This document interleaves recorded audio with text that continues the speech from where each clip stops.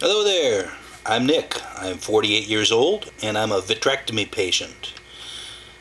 Basically what that means is that I've had this vision problem for about 5.5 years.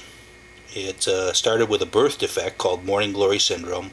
For 42 years it didn't cause me really any problems, but at age 42 it was like a little bomb went off in my eye. And basically the retina sits on the back of the inside of the wall of the eye, and what's happening with me is fluid is pushing that retina away. I had 3 rounds of laser surgery where they basically built scar tissue around that area to try and create little dams in my eye to stop this fluid from pushing my retina away from the back of the wall of the eye. It was sort of successful. I did have some pretty serious problems before those surgeries. I had a black oval in the center of my field of vision, and after those surgeries the oval wasn't black anymore, it was opaque, but I do have distortions, straight lines bend in that eye. And I went along like this for 5.5 years, and then about 3 weeks ago I had another little episode, and the eye got really bad. It started being like looking through a glass of cloudy water is, I guess, the best way I can describe it. And I knew something was wrong. I went to see my retina specialist, who's 3 hours away from me in Green Bay, Wisconsin, who's been treating me from the start of this, and he says, oh yeah, your problem is a lot more serious. So we now had to do what's called a vitrectomy. And basically what they do is they knock you out, they stick a needle in your eye, and they numb up your eye, and then they wake you up and they stick 3 needles in your eye. And this wasn't real painful. I didn't feel a lot of this. One of them is a light source. The other needle is to suck out this fluid, this vitreous fluid that's causing this problem. And the third needle was to implant a gas bubble inside my eye. And the problem with this surgery is after it's done you have to stay in this face down position in which I'm currently in for as long as 2 weeks. I'm 7 days into my surgery now, and I had it on Monday. It's Sunday now, July 3rd, 2011, and I had it 7 days ago, and I've been forced to lie in this position for 18 hours or more every day. And I wanted to show you a little bit about the equipment and how I'm surviving it all. I'm allowed to get up for 10 to 15 minute stints every hour, but the longer I can stay in this position looking straight down, the better the chances of the success of this. Basically because that bubble inside my eye is pushing my retina back into place. And so it's really a goal of mine to stay in this position for as long as I can. But I'm going to get up now and I'm going to show you a little bit about the apparatus that I'm using to try and maintain this position. My whole life for the past week has been basically confined to my bedroom, where I set up this little area. I had to rent special equipment, including this thing that looks like a massage chair that I'm sitting in, that keeps my face pointed straight down. Now get up and I'll show you around a little bit here.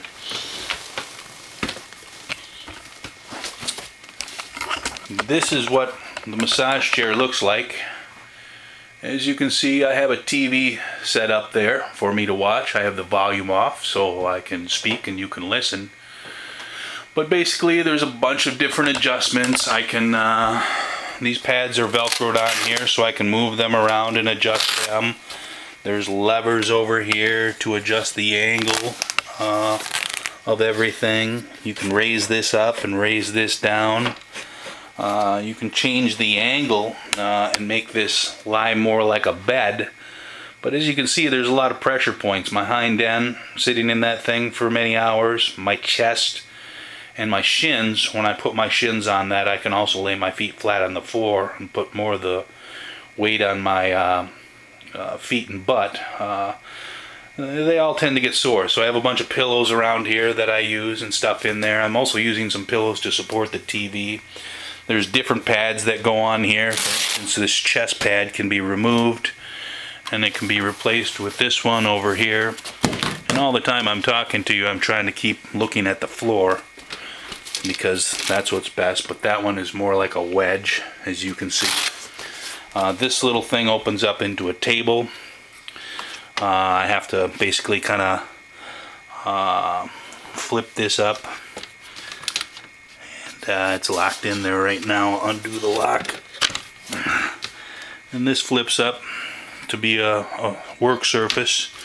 It's velcroed together in two pieces, or it comes apart like this, and then I lock that table in place and I can work on that a little bit. But the other little thing that's been a savior is what I just dropped on the floor. My smartphone. It allows me to communicate on the web and to talk to people on the phone, on speakerphone.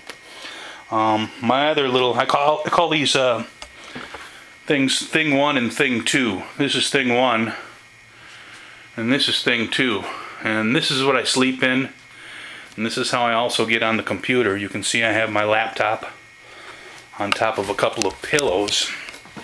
I'm going to spin around down here and try to keep looking at the floor, and my face sits in the donut, hangs off the edge of the bed,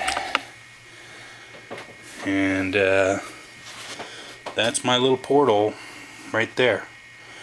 And I have to stay face down for as long as I can. Now when I go to sleep, I spin this around to make this look a little bit normal, but this has basically been my life for the past week, and it will be for about another week. Something else that's become an integral part of my life is eye drops. I have 3 of them. I have to take them 10 times a day, and boy, between the TV and the computer, I don't know how people did this before these sort of things. That's really helped me maintain my sanity. I'm going to go in the bathroom now and give you a quick look at the eye. The surgery, again, was done a week ago. As early as yesterday, I was very able to show you the points where the needles went in. Now it's difficult to see them. The eye is an amazing organism. It heals really fast. I can remember when I was a teenager, I struck a match, and the match head went into my eye, and it wasn't a day or two later where the eye was healed. This took about 6 or 7 days before the eye to get back into shape, but eventually it did. But I've only got about 140 more hours or so of sitting like this before I can hopefully return to a more normal life. But that's a little bit about what's going on in my life, and it's been pretty boring.